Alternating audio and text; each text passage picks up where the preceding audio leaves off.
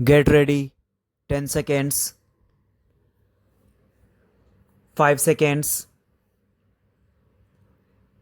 start. I am always glad to have an opportunity of meeting different sections of people.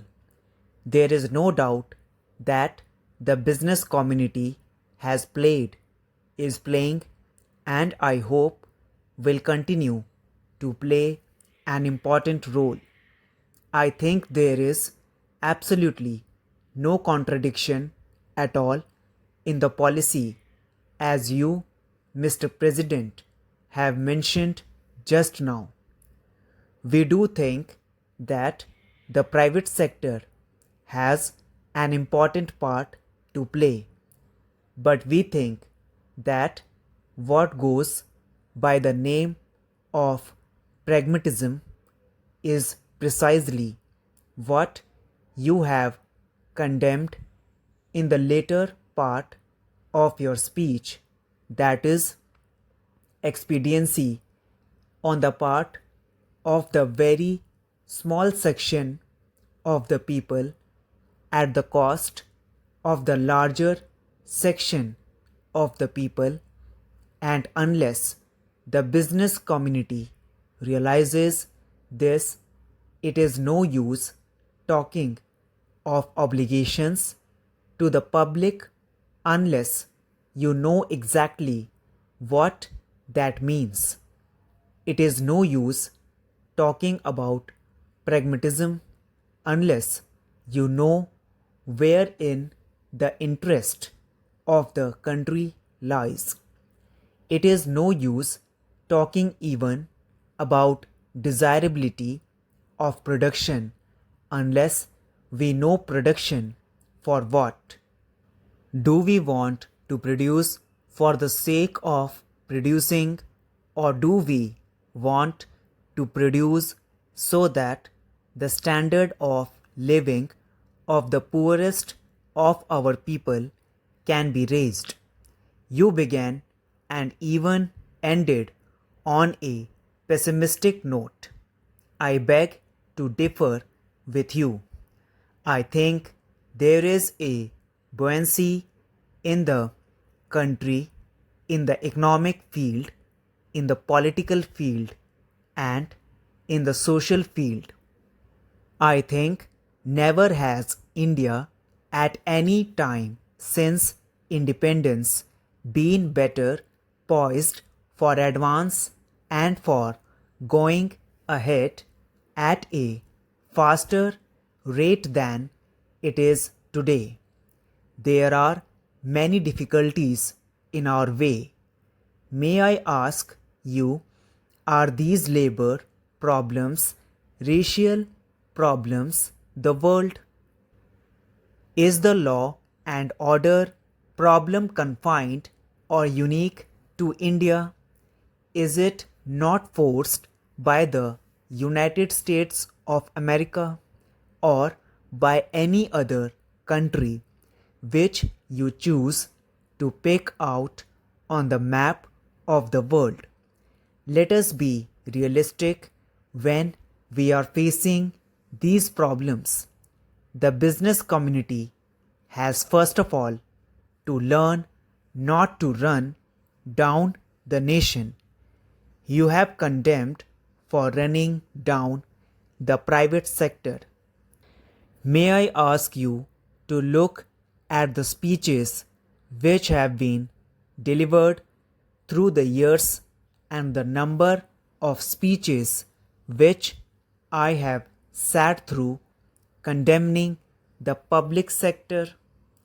As you, Mr. President, have said in your address, there can be no economic progress in conditions of instability, uncertainty, and insecurity.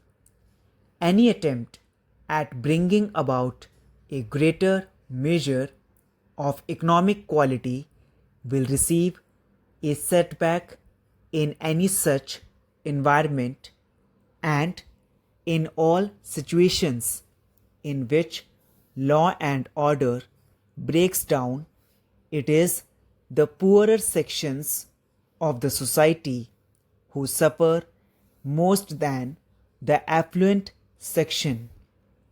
But I would like to draw your attention to one thing.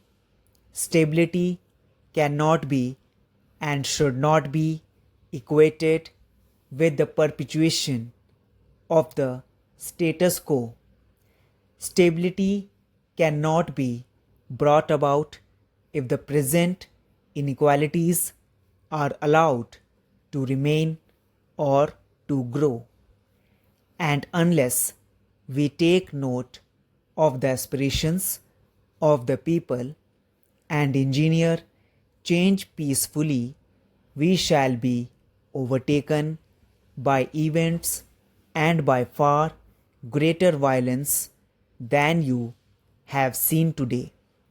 Today, there is an atmosphere of restlessness in our country and also in every other country in the world and even in the most affluent of societies, as you may have noticed in the media, and countries that were quite until recently considered to be heavens of peace and prosperity do not seem to be quite so now.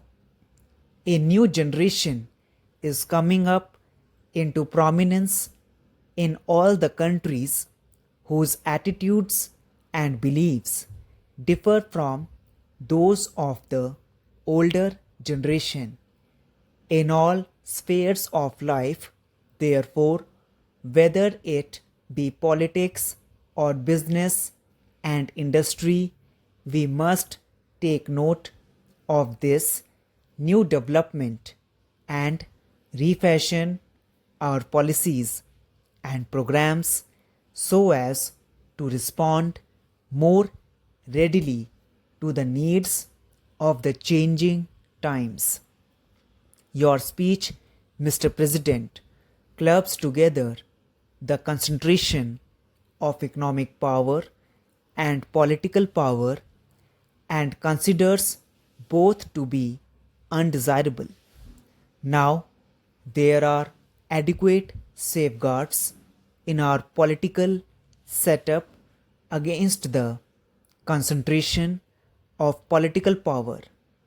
Our federal system, with its allocation of powers as between the center and the states, is by itself a corrective against any trend towards the concentration of political power. We have now the phenomenon of different political parties holding power in different states, and in the national sphere also we have a powerful opposition subjecting every move of the government to the closest and most critical scrutiny. But businessmen should ask themselves frankly whether there are similar correctives against abuses flowing from the concentration of economic power.